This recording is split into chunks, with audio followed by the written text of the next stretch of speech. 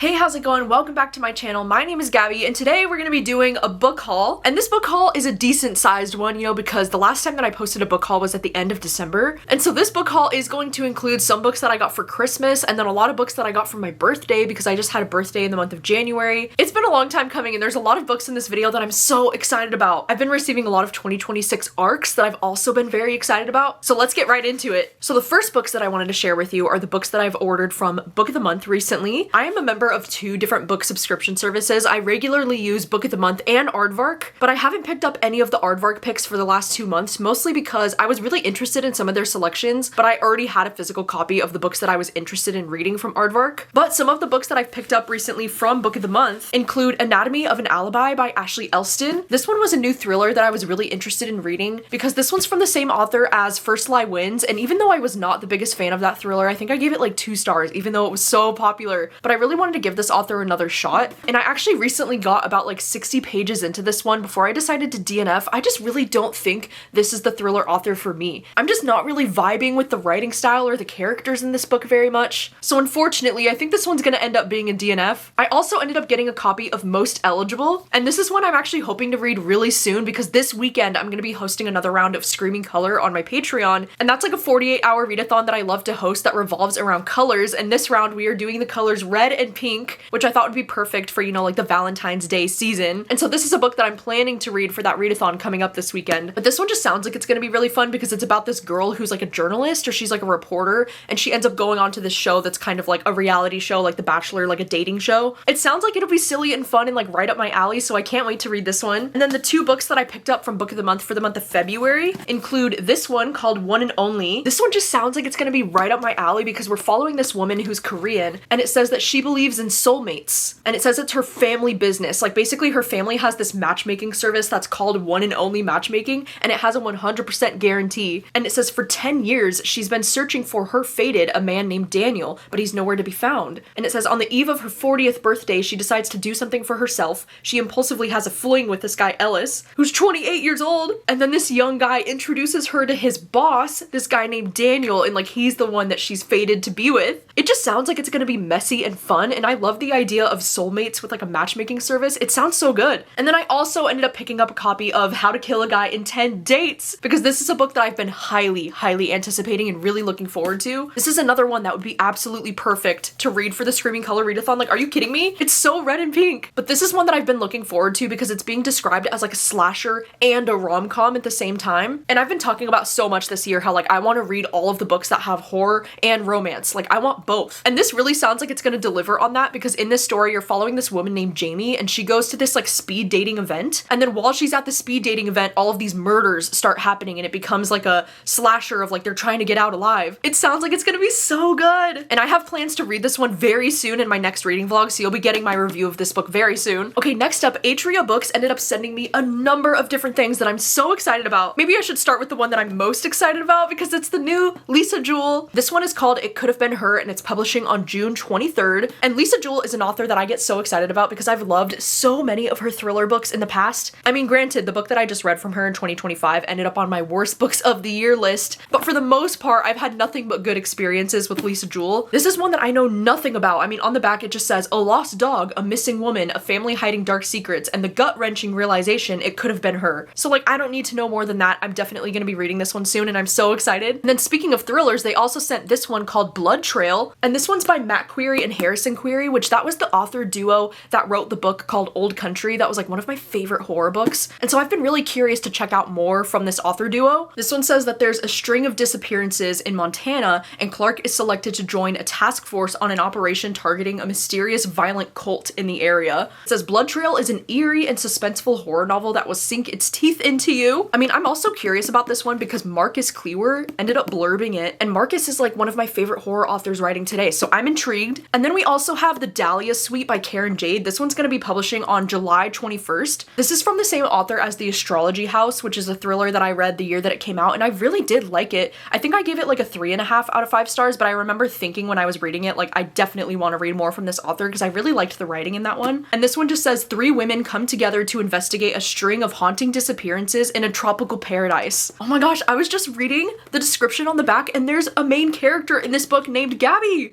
It says, while Paige and Lindsay Andy are drawn together by creative inspiration, Gabby, the resort's concierge, is torn apart by the loss of a coworker and the mysterious appearance of a man from her past. Wow, so there's a character named Gabby that's part of the 3 characters in this book. That's so cool. I was just talking about this recently, how like there's not a lot of books that have characters named Gabby. And so Karen Jade said, we're gonna have to do something about that. So wow, that's cool. I'm really looking forward to this one. They also sent this ARC copy of The May House. This one's going on sale May 12th, and this one really intrigues me because it's like a contemporary literary fiction that follows sisters. It says 3 adult sisters inherit a beach house from their grandmother on the condition they spend 1 week together every May, which leads them to uncovering family secrets, unrequited love, and ultimately a deeper understanding of one another. This sounds like it could be like the perfect book for me because I love stories like this that revolve around sisters and like getting closer, spending time together. And it's really cool because the beach house that these sisters are inheriting is in Coronado, California, which is really cool because that's a place that I did visit when I was a kid. And then they also ended up sending a copy of Who I Always Was, and this one is a memoir. This one says that it's a memoir and essays. It says this debut collection sets out to answer the universal question, why am I like this? I've been trying to read more nonfiction lately, and this is one that definitely grabbed my attention because the author is Nigerian, and it says that she questions our definitions of love, family, and immigrant identity. I just feel like this is going to be one that's going to be really hard-hitting, and so I wanted to give this one a shot. They also sent this romance called Love and Other Brain Experiments by Hannah Brahm. This one sounds like it could be really fun because our main character is a neuroscientist, and it says that this one involves fake dating between her and this other guy, and it says that his name is Dr. Lewis North. It says faking data is out of the question, but fake dating might just be the solution that she needs. The publisher sent this cute little postcard with this book, and like, you know, it's a good sign when it says rival scientists, and on the back there's a little playlist, and the first song is Welcome to New York by Taylor Swift. Oh hell yes. I've been seeing this one around too, and a lot of people are saying it's like perfect for fans of Allie Hazelwood, probably because we're following 2 scientists. So I can't wait to read this. And then Atria also sent an ARC of this book called Ideal Life by Evelyn Skye. This one is a way advanced copy because this one's not going on sale until August 18th. But this one sounds like it could be right up my alley, and it says perfect for fans of Taylor Jenkins Reid. It says an opportunity to turn back time gives a scientist the chance to pursue her ideal life, only to realize it might keep her from truly living. It's one of those cool like time travel stories that teaches her a life lesson. Oh my god, I love stuff like this. This book is also a lot shorter than I was expecting it to be. It's only like 270 pages. So hopefully I can get to this one sooner rather than later. And then St. Martin's Press ended up sending me a finished copy of Good Intentions by Marissa Walls. This is one that I actually did read at the start of the year. I listened to this one on audio because I had an audiobook ARC from the publishers. And I'm so glad that I got a finished copy of this one because I really ended up liking this one a lot. And this one is a literary thriller. This one follows this woman named Katie, and right at the start of this book, she loses her sister, who's also her identical twin. And the day that her sister dies, she's in the hospital and she meets this other woman, and this other woman's name is Morgan, and she's also just lost her son on the same day that Katie lost her sister. And then it's kind of a story about how this character Katie starts to kind of spiral and become obsessed with this other woman named Morgan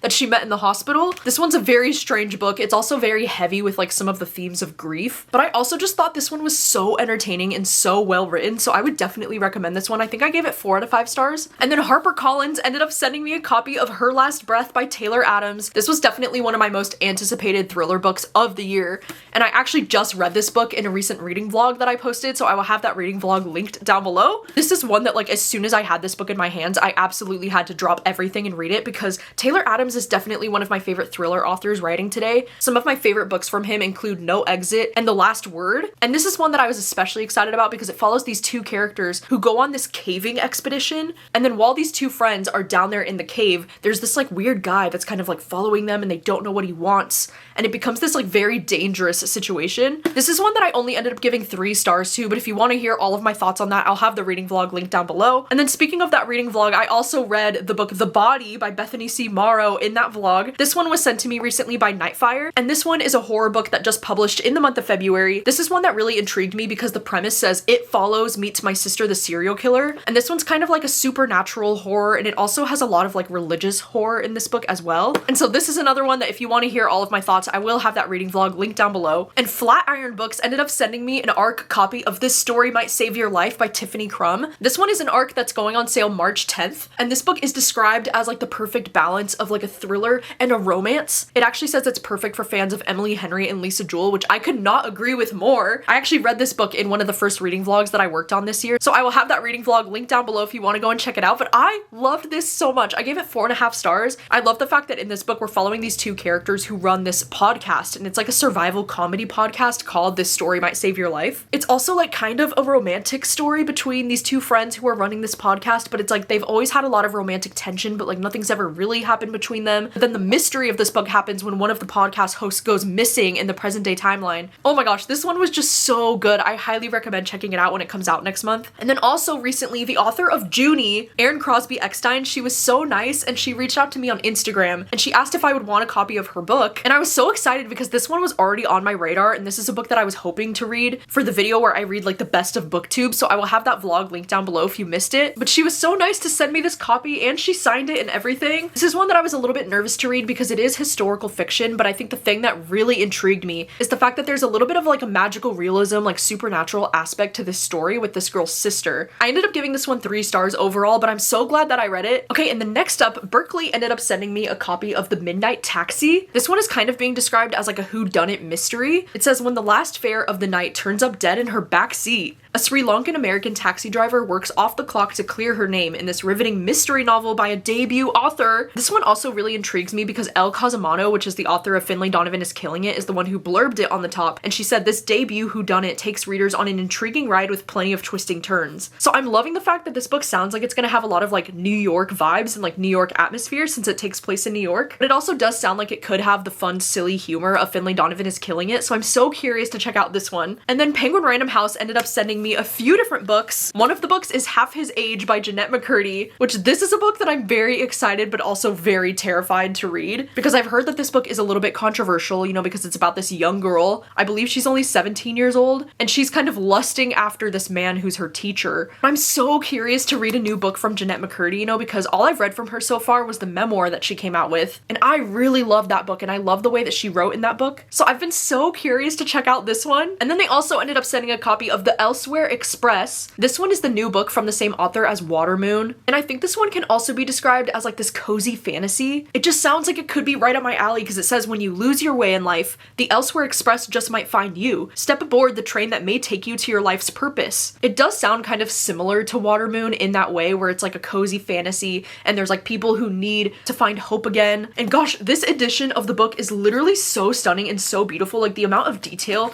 that these people put into these books, like look at that. So hopefully I do end up enjoying this one more than Watermoon. And then Random House also ended up sending this romance called Two Left Feet. And this is one that caught my attention because it's a queer sports romance, which is like everything that I'm looking for these days. This one's actually taking place in London and we follow these characters who are both soccer players, or they're called football players in this, you know, because it's in London. But it says Oliver Harris is football royalty in London. And then it says when a threateningly talented and handsome midfielder joins his team, and I think he starts to catch feelings for him. I don't know, I'm not the biggest fan of like soccer or like football when it comes to sports, so like I don't know if this one will be my thing, but because it's a queer sports romance, I was like, okay, sign me up. And then Saga Press ended up sending me an ARC copy of the new Eric LaRocca. This one's called Wretch, and this one's gonna be publishing on March 24th. Eric LaRocca has definitely been one of my top favorite horror authors, so I always get really excited about their new releases. This one especially intrigues me because it sounds like it's gonna involve some like technology. It says after his husband dies, Simon Link finds himself seeking comfort in an unusual support group called the Wretches. It says they introduce him to this man with the ability to let those who are grieving have one last intimate moment with their beloved for a price. Oh, that sounds like it's gonna be so good. I also just kind of love the vibes of this cover. Like, I don't know, there's something about it that gives me like 80s vintage horror vibes, and I'm really here for it, so I hope that I can read this one soon. And then next up, Wednesday Books ended up sending me these 2 young adult horror novels. This one's called Night Terror by Vincent Ralph, and then this one is called Dead Fake. They're both by the same author. You know, I don't often read young adult horror these days, but every now and then I do get in the mood for it, especially around like Summerween, and I thought maybe these would be like the perfect things for me to read, especially because this one describes itself as being perfect for fans of Scream. I actually don't know if these are both part of the same series or not, but this one sounds like it's gonna be really interesting because it's taking place in a mall. It says we're following the senior class of 1988, and it says the bookstore where this guy Noah works, there's these attackers that come into the bookstore and they say they're searching for the burning book, which is like an urban legend. And then this one, Dead Fake, it says it's taking place at their high school, and it says there's a mysterious website that allows people to view their own death, an AI generated version of their final slasher movie moments.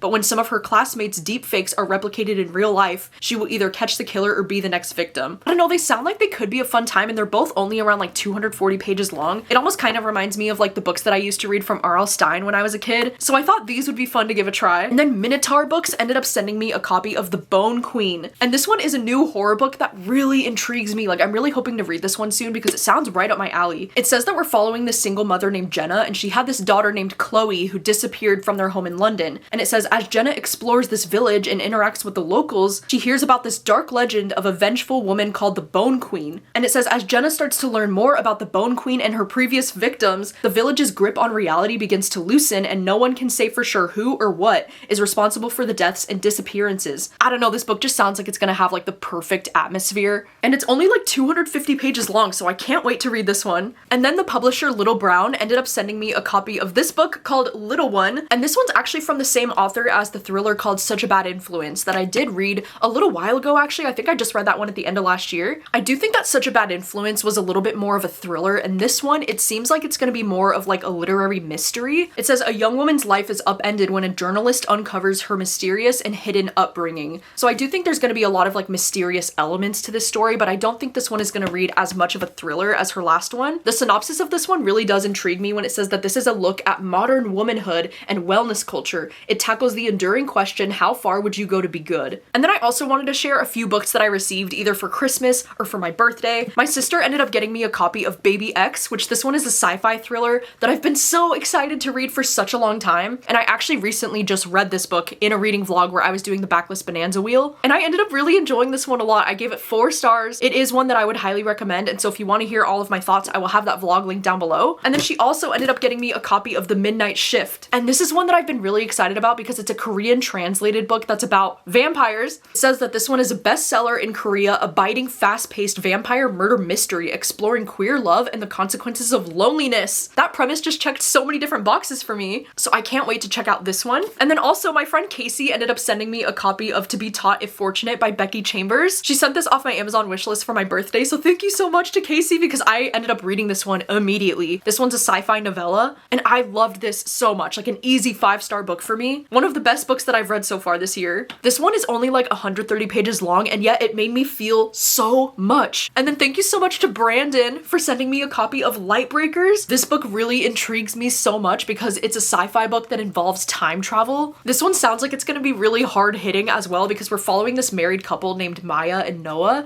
and I guess Noah had this daughter from a previous marriage, and the daughter died before she was 4 years old. So it says that he's going to this laboratory deep in the Texas desert, and he begins participating in dangerous secret experiments that could result in something he thought impossible, seeing his daughter again. Oh man, I just have a feeling this one's gonna absolutely break my heart. So I'm really hoping to read this one so soon. And then Marlana ended up sending me a copy of The Book of Lost Hours. And this is another book that I've been really interested in reading. It was mentioned a lot at the Goodreads Choice Awards last year. And this one also sounds like another one of those books that's just gonna be like my perfect kind of book. And this is like another book that deals with time in a really interesting way. It says, enter the time space, a soaring library filled with books containing the memories of those who have passed and accessed only by specially made watches, one handed down from father to son, but now mostly in government hands. This one also really intrigues me because it says perfect for fans of The Midnight Library and The Ministry of Time, which are 2 books that I've absolutely loved. So I really think this book has the potential to be a new favorite of mine. I also thought I would share with you a really quick library haul because I think it's so important to utilize your local libraries, and I know I'm definitely going to my local library at least like once a week. One book that I recently just checked out from my library is this one called A Land So Wide by Aaron A. Craig. This is one that I'm really glad that I decided to pick up from my library because I don't know if it'll be my thing or not, so I'm glad that I'll get to test it out with the library copy. I mean, the reason why I'm not really sure if this book will be my thing is because I have heard it being described as like a dark fantasy or maybe like a light fantasy, but it says that we're following this young woman who defies her village's magical boundaries to rescue her love,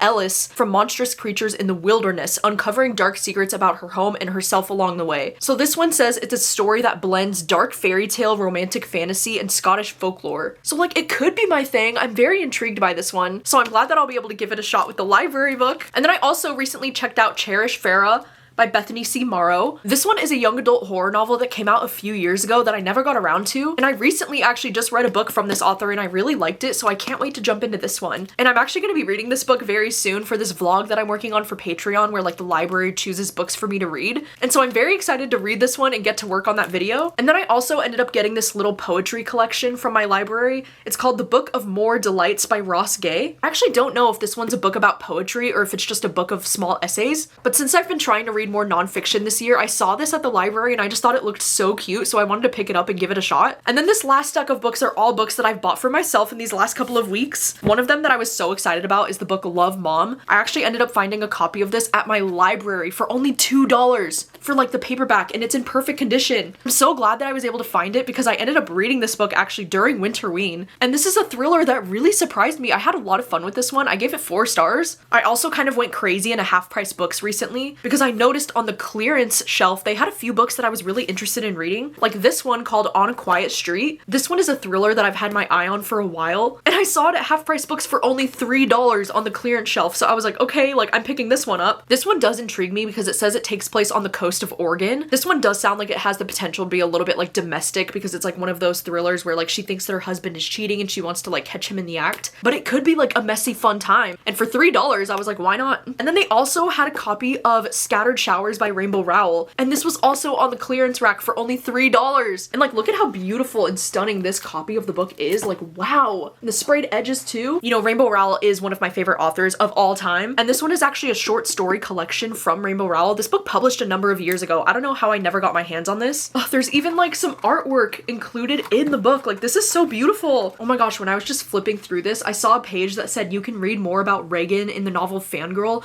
and I'm like, what do you mean? Like, are you telling me that this short story collection follows some of her other side characters?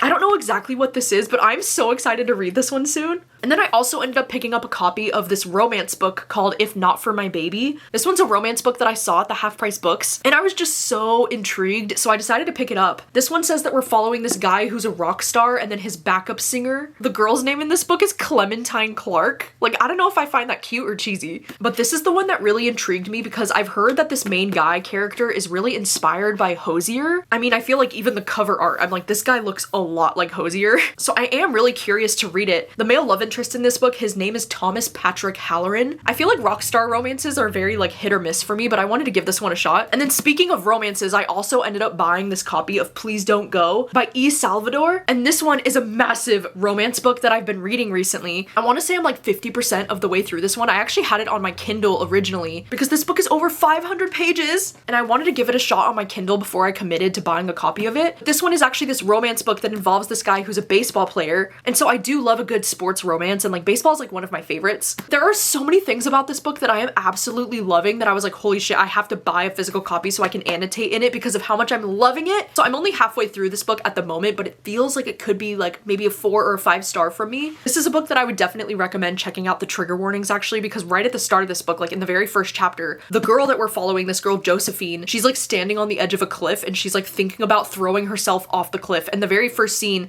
is him kind of like talking her down from doing that. And he doesn't know her. Like, this is like the first time that they're meeting. And both of the characters in this book are dealing with some pretty tough like mental health stuff, but it's just so beautiful, and like the connection that they have is so sweet. And I love the way that they're both going to the same college and he's playing on the baseball team at the college and he's trying to get into the MLB. I'm just loving so much about this so far, so hopefully I'll be able to finish up this one soon and give you my final thoughts. And then the last thing that I ended up buying is actually an exclusive edition of one of my favorite books, Fan Service by Rosie Danan. So last year I ended up reading Fan Service, but when I read it last year, I was actually reading a book that I checked out from my library. So I didn't get the chance to like annotate in that copy, and then I ended up buying this copy from a Half Price Books last summer. And so in late January, I decided to start rereading this book because I really wanted to like mark up and annotate in this book the way that I wanted to when I first read it. And then while I was talking about this book on my Patreon reading sprints, one of my friends, Cheyenne on Patreon, she was like, hey, did you know that there's like this beautiful exclusive edition of this book? And I was like, no, what the fuck? I had no idea. And Cheyenne said that she had a copy of the exclusive edition and she was willing to sell it to me on Pango. So I like really jumped at the chance for this because are you kidding me? This special edition is so beautiful. I mean, I do love the original cover, like don't get me wrong, like I think this copy is also very beautiful, but like look at this one. Not only do we get this really beautiful purple cover, but then we also get these really pretty sprayed edges, and look on the back, it says, I don't know if it was the moon or fate or the universe that made me a werewolf, but baby, you made me human. So cute. And then the best part is when you pull off the dust jacket, look at that. Like the naked hardcover of this book book is one of the most beautiful things I've ever seen. It says The Arcane Files, which is the name of the TV show that's in this book. And we have him with like the fangs, like, oh my gosh. And then look at that, stunning. Look at the back, beautiful. And then there's also really cool end papers on both sides of this. Like, dude, this copy is absolutely stunning and I'm never getting over it. And so thank you to my friend Cheyenne for being so willing to sell me this copy on Pingo. Like, I am so happy to be holding this in my hands. And because I recently just annotated this copy, I think I'm gonna move all of my tabs over to this one. And I'm gonna have to move all of my like highlights and my annotations into this one as well, because I wanna put this one up on display. It's so crazy because like, I'm not even usually the type of person to like really care about special editions of books. I mean, I think the only special editions that I even have are for some of my like top all-time favorites like Fangirl and Evelyn Hugo and maybe like Aristotle and Dante. Like, those are the only books that I have special editions of. But this one is just so beautiful and so cute. Like, I had to have it. Also, rereading fan service this year was so much fun. Like, I think I enjoyed it even more on a reread. And I think this book is like the perfect balance of like a paranormal romance mixed with like contemporary romance. And I think if you were ever a big fan of like the CW shows like Vampire Diaries or like Supernatural or even like Teen Wolf, I think you would absolutely love this book. It was so cute. I think I really connect to this book so much because of the way this main protagonist is such a fangirl and the way that she talks a lot about fangirl culture. It just really hit home for me and I felt very seen by this main character. So I love fan service so much and I'm very excited that I now own both of these copies. All right, so that completes the book haul. I know that it was so many things. You'll have to let me know if you've read any of these books. What are your thoughts and which books should I get to sooner rather than later? Because I know I have so many exciting things that I've just added to my TBR in this video. So let me know all of your thoughts and thank you so much for watching as always, and I'll see you very soon with another video. Bye.